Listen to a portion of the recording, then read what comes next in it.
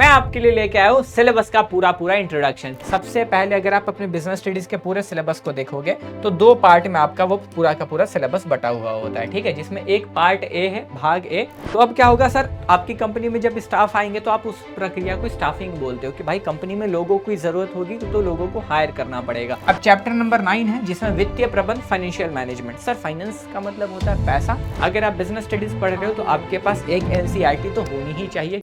हाँ जी मेरे प्यारे बिहार के दोस्तों, तो क्या हाल चाल, स्वागत है आपका हमारे इस प्यारे से चैनल पे बिहार बोर्ड कॉमर्स, जहां पे हम लोग बिहार बोर्ड के लिए पूरा कॉमर्स लेके आने वाले हैं। ठीक है, ये हमारी पहली वीडियो हो रही है, सभी रेस्पेक्टिव सब्जेक्ट्स की वीडियो अकॉर्डिंगली आ जाएंगी। ठीक है, उसी अकॉर्डिंग आपको सारी चीजें मिलेंगी।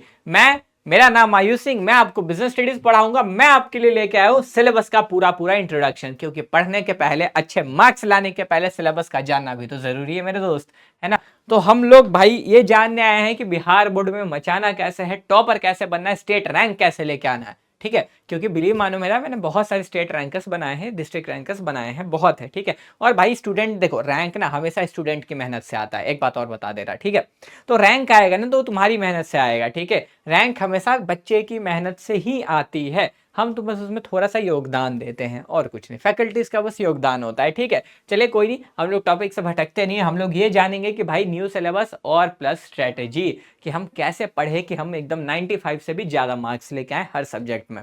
ठीक है, तो सबसे पहले हम लोग देखते हैं सिलेबस। ये रहा आपका बिजनेस स्टडीज का कुछ ऐसा सिलेबस आपको नजर आता है। ठीक है, जिसमें सर सिलेबस में आपको क्या नजर आएगा, सबसे पहले अगर आप अपने बिजनेस स्टडीज के पूरे सिलेबस को देखोगे तो दो पार्ट में आपका वो पूरा का पूरा सिलेबस बटा हुआ होता है। ठीक है, जिसमें एक पार्ट ए है, भाग ए, प्रबंध के सिद्धांत और कार्य वाला। ठीक है, ये मैनेजमेंट आपको सिखाता है। इसमें आपका सबसे पहले ये देखो चैप्टर नंबर है, ठीक है ना, ये चैप्टर नंबर है। डन, चलिए, तो सबसे पहला चैप्टर आपका होता है भाई यहाँ पे प्रबंध की प्रकृति एवं महत्व। ठीक है, यानी कि nature and significance of management. यहाँ पे आप सीखते हो कि मैनेजमेंट कैसे करना है, मैनेजमेंट क्या होता है, ये चीज है। ठीक है, कि लोगों को, अब देखो एक कंपनी में बहुत सारे लोग होते हैं ना, उनको मैनेज कैसे करेंगे, इतने सारे काम होते हैं, उनको कैसे मैनेज करेंगे, तो आप यहाँ मैनेजमेंट सीखते हो।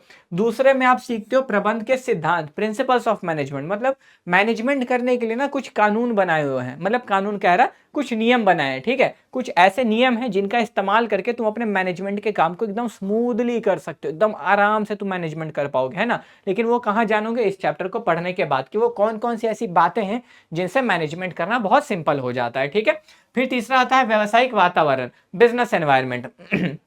बिजनेस एनवायरनमेंट मतलब ना, देखो सर एनवायरनमेंट तो हो तो हमने बचपन में पढ़ा था, हाँ, बिजनेस में भी ना कुछ एनवायरनमेंट होते हैं, मतलब एक बिजनेस को ना कुछ चीजों से फर्क पड़ता है। जैसे कोरोना आ जाता है, देखते हो फर्क पड़ जाता है सर, कुछ भी होता है ना माहौल में तो बिजनेस पे फर्क पड़ता है। मतलब सर बिजनेस को फर्क पड़ने का मतलब, तो बिजनेस को या तो लॉस होता है तो प्रॉफिट होता है। कोरोना में देखो कितने बिजनेस को लॉस हुआ था, है ना। तो यहाँ पे हम लोग वही सीखेंगे कि बिजनेस एनवायरनमेंट क्या होता है। फिर हम लोग पढ़ेंगे प्लानिंग और ऑर्गेनाइजिंग, यानी कि नियोजन और संगठन। यहाँ पे हम लोग सीखेंगे कि अपने बिजनेस को आगे बढ़ाने के लिए हम लोग कैसे कैसे प्लान बना सकते हैं। ठीक है, क्या प्लान होना चाहिए, प्लानिंग करते कैसे हैं, मतलब कहीं हमें बिजनेस स्टार्ट करना, हमें अपने बिजनेस को प्रॉफिट पे ले जाना है तो कैसे ले जाएंगे, वो प्लानिंग से होगा, है ना, ये चीज यानी कि नियोजन। फिर ऑर्गेनाइजिंग, अपने बिजनेस, अब आपने सोचा मुझे ये वाला बिजनेस करना है, लेकिन इस बिजनेस को चालू करने में क्या क्या चीजें लगेंगे, वो सब चीज तो लेके आओगे ना।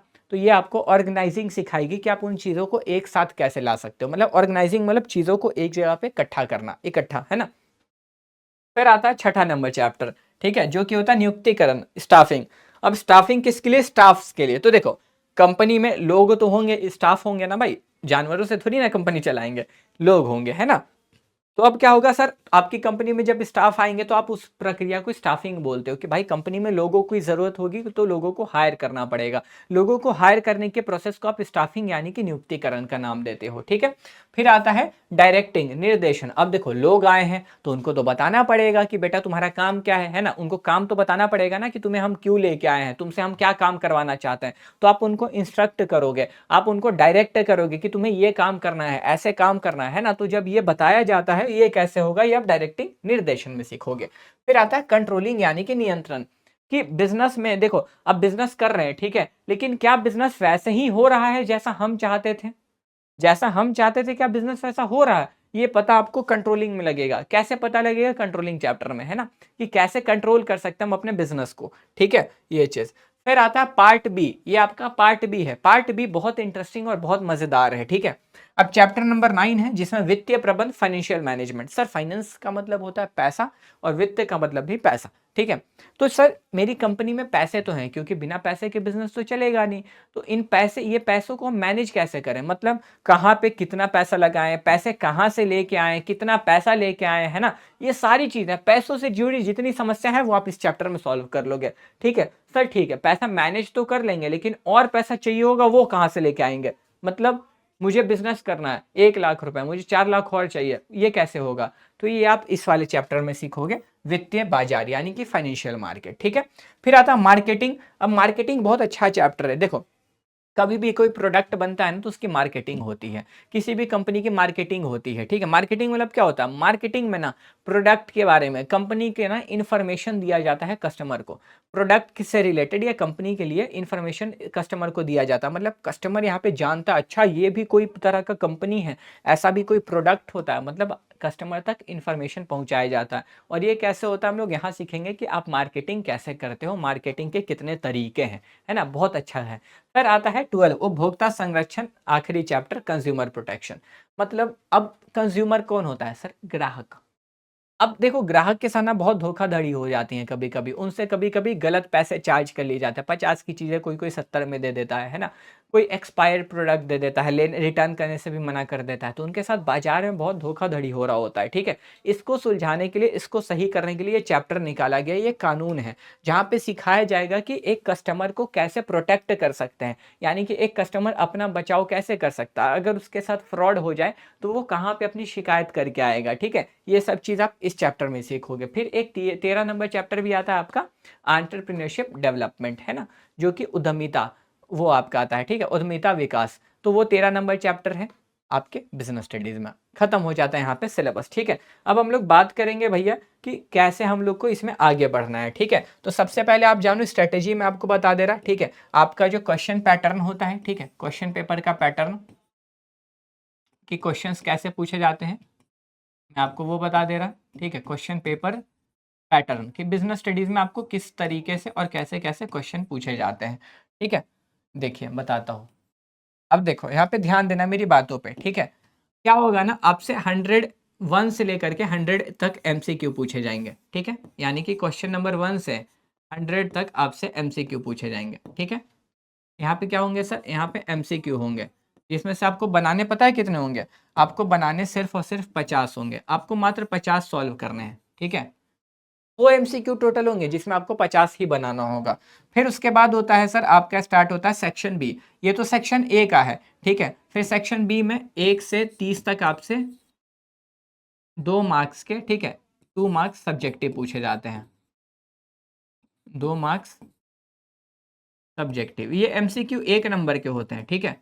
टोटल यहाँ पे 30 क्वेश्चन होंगे, 30 क्वेश्चन, ठीक है। आपको बनाने यहाँ पर कितने होंगे सर, यहाँ पे 30 में से आपको कुल 15 क्वेश्चन ही बनाने होते हैं, उससे ज्यादा क्वेश्चन आपको नहीं बनाने होते हैं, ठीक है। आपको 15 क्वेश्चन सॉल्व करने होंगे, ठीक है। फिर आता है आपका आखिरी, ठीक है, जहां पर 1 से लेकर के आपको, मतलब समझो यहाँ पे 30 क्वेश्चन टोटल टोटल मिलेंगे। फिर आखिरी में आपको बस 8 क्वेश्चन मिलेंगे, ठीक है। कितने टोटल 8 क्वेश्चन मिलेंगे, 8 में से आपको 4 क्वेश्चन सॉल्व करने होंगे, ठीक है। 4 सॉल्व करने होंगे जो कि 5 मार्क्स के होंगे, ये 5 मार्कर होते हैं, ठीक है, 5 मार्क्स के क्वेश्चन होते हैं, ठीक है। 5 मार्क्स सब्जेक्टिव, आपको सॉल्व कितने करने होते हैं सर, 8 में से आपको सॉल्व करने होते हैं लाला 4, ठीक है। यानी कि आप देखोगे तो 1 मार्क्स, ठीक है। अब यहाँ पे क्या होता है सर, आप यहाँ पे देखो 1 मल्टीप्लाई 50, है ना, 1 मल्टीप्लाई 50, 50 मार्क्स का यहाँ पर हो गया, ये 30 हो गया, ठीक है। तो 2 मल्टीप्लाई यहाँ पे आपको टोटल 15 क्वेश्चन बनाने होते हैं, तो 15 टू 13, ठीक है। और यहाँ पे आपको 5 मार्क्स के 4 क्वेश्चन बनाने होते हैं, ठीक है। तो 4 5 आर 20, तो 50 30 80 और 20 100, ये रहा आपका 100 नंबर का पेपर यहाँ पे कंप्लीट हो जाता है। तो इस तरीके का आपका पेपर पैटर्न आपको देखने को मिलेगा। 100 एमसीक्यू पूछे जाएंगे, 30 2 मार्क्स के सब्जेक्टिव और 8 5 मार्क्स से सब्जेक्टिव, ठीक है। इसमें से 50 एमसीक्यू बनाने होंगे, 15 2 मार्क्स से सब्जेक्टिव बनाने होंगे और 5 जो है आपको क्या सर, 4 आपको 5 मार्क्स से सब्जेक्टिव बनाने होंगे, ठीक है। एक सीक्रेट स्ट्रेटेजी तुमको बता रहा, आप यहाँ ध्यान रखना मेरी बात को, ठीक है।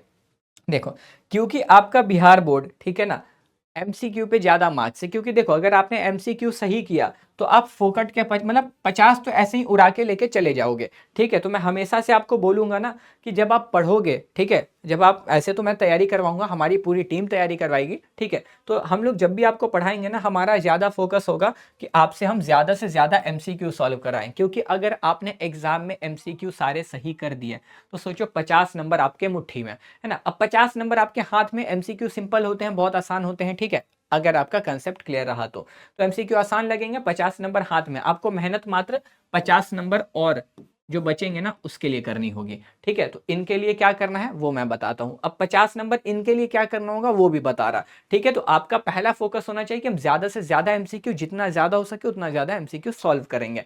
ठीक है, और बाकी के लिए अब देखो सभी के लिए बता रहा है। ठीक है, तो आप कैसे अच्छा नंबर ला सकते हो, सबसे पहले आपको कॉन्सेप्ट क्लैरिटी रखनी होगी। मतलब अगर आपको एमसीक्यू सॉल्व करना है या सब्जेक्टिव सॉल्व करना है, ठीक है, ठीक है, उसके लिए आपको ये करना पड़ेगा। मतलब कॉन्सेप्ट क्लैरिटी, मतलब जो भी पढ़ रहे हो ना वो है क्या उसको समझना होगा। ठीक है, आपको एमसीक्यू और सब्जेक्टिव अच्छे से सॉल्व करना है, कंसेप्ट आपके क्लियर होने चाहिए। ठीक है, घबराओ मत, हम जो भी सेशंस लेके आएंगे एमसीक्यू भी करवाएंगे तो वहां भी कंसेप्ट को क्लियर करेंगे। बिजनेस स्टडीज में क्या है, एनसीईआरटी किंग है, राजा है। ठीक है, अगर आप बिजनेस स्टडीज पढ़ रहे हो तो आपके पास एक एनसीईआरटी तो होनी ही चाहिए, क्योंकि एनसीईआरटी के लाइन से एमसीक्यू पूछता है ना, जो भी पैराग्राफ है ना उसके बीच बीच के लाइन से एमसीक्यूज आ जाते हैं। घबराना मत, सब करवाऊंगा, टेंशन नॉट भाई है इधर। ठीक है, फिर तीसरा आता है आंसर राइटिंग। देखो आंसर राइटिंग क्या है, आपने जो भी पढ़ा, मान लो आपने चैप्टर 1 पढ़ा, ठीक है, तो कुछ चैप्टर के क्वेश्चंस आपने लिख के प्रैक्टिस कर लिए। ठीक है, कुछ चैप्टर के क्वेश्चंस आपने लिख के प्रैक्टिस कर लिया, वो होता है आंसर राइटिंग। ठीक है, इससे क्या होगा, आपको याद आएगा, आपका रिवीजन होगा, और आप लिखोगे ना तो आपको पता चलेगा कि कहाँ हम गलतियां कर रहे हैं। एग्जाम में हम ऐसे गलती हो सकती, ये चीज सुधार लेते हैं। एग्जाम में गलती करने से पहले अभी पता लग जाएगा कि यहाँ गलती हुई है, अब ये गलती एग्जाम में नहीं होगी। ठीक है, आंसर राइटिंग से आपको आपकी स्पीड भी बनेगी, आपकी हैंड राइटिंग भी अच्छी होगी। तो चैप्टर नंबर 1 से लेके अंतिम चैप्टर तक आपको कुछ कुछ क्वेश्चन लिखने हैं, लिख के देखने हैं, इसको बोलते हैं आंसर राइटिंग। ठीक है, केस स्टडी आप में नहीं आता है तो इसको आप इग्नोर कर सकते हो, हालांकि कोई भरोसा नहीं है, पूछ देगा, लेकिन फिर भी केस स्टडी से क्या होगा, कंसेप्ट क्लियर होगा। ठीक है, और कुछ नहीं। तो आप केस स्टडी थोड़े बहुत प्रैक्टिस कर सकते हो, मैं कुछ क्वेश्चंस आपको केस स्टडीज के बिल्कुल करवा दूंगा। ठीक है, फिर आता है रिवीजन स्ट्रेटेजी। देखो रिवीजन स्ट्रेटेजी आपको क्या करना है, आपको बता देता हूँ।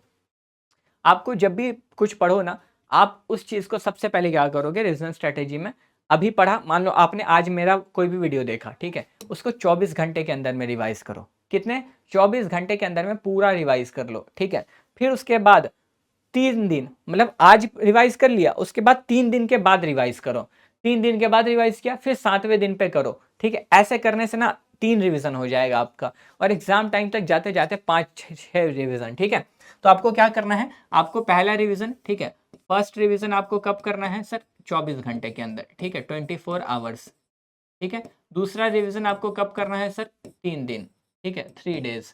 ठीक है, और तीसरा रिवीजन, थर्ड रिवीजन आपको कब करना है सर, 7 डेज। ठीक है, यानी कि 7 दिन के अंदर में। इस तरीके से अगर आपने रिवाइज कर लिया, आपको बिजनेस स्टडीज पूरा समझ है, मतलब याद भी नहीं करना पड़ेगा, आपको ऑटोमेटिकली सारी चीजें याद हो जाएंगी। ठीक है, अगर आपने ऐसे रिवाइज किया तो याद रखना, रिवीजन में पहला रिवीजन 24 घंटे के अंदर में होना चाहिए, दूसरा रिवीजन 3 दिन के अंदर में, और तीसरा जो है 7वें दिन पे हो जाना चाहिए। ठीक है, तो ये पॉइंटर्स अगर आपने इतने फॉलो कर लिए ना, मैं आपको इस बात की गारंटी दे रहा, आप 100 में 100 लेके आओगे। ठीक है, क्योंकि मेरे बहुत सारे स्टूडेंट्स लेके आए हैं 100, 99, 98, बहुत है। ठीक है, तो इसलिए मैं आपको बता रहा, अगर आपने इतना कर लिया बहुत है। ठीक है, और बाकी जो भी चीज़ें मैं कराऊंगा ना वो चीज़ें आपको एग्जाम में भी मिलेंगी। घबराओ मत, जो पढ़ाएंगे वो एग्जाम में आपको दिखेगा, और हम बहुत अच्छे से पढ़ाएंगे, बिल्कुल डिटेल में पढ़ाएंगे, बिल्कुल क्वालिटी के साथ में पढ़ाएंगे, कहीं भी कंटेंट में कॉम्प्रोमाइज़ किसी भी तरह का नहीं होगा। ठीक है, तो आप इस चीज़ की बिल्कुल भी टेंशन ना लें, समझे मेरी बात को। चलिए, तो फिर आज के लिए बस इतना ही। मैं आयुष सिंह आपसे विदा लेता हूँ, मिलते हैं जल्दी बहुत प्यारे प्यारे सेशंस में। ठीक है, आपके क्वार्टरली एग्जाम्स, मंथली एग्जाम्स, जो भी एग्जाम्स होंगे सब की तैयारी करवाएंगे, मैराथन्स लेके आएंगे, सारी चीज़ें आपको देंगे जो भी आपको आपके एग्जाम के लिए ज़रूरी होंगी। तो मैं आयुष सिंह आपसे विदा लेता, तब तक के लिए bye bye, take care, have a good day. This side Ayush Singh signing of.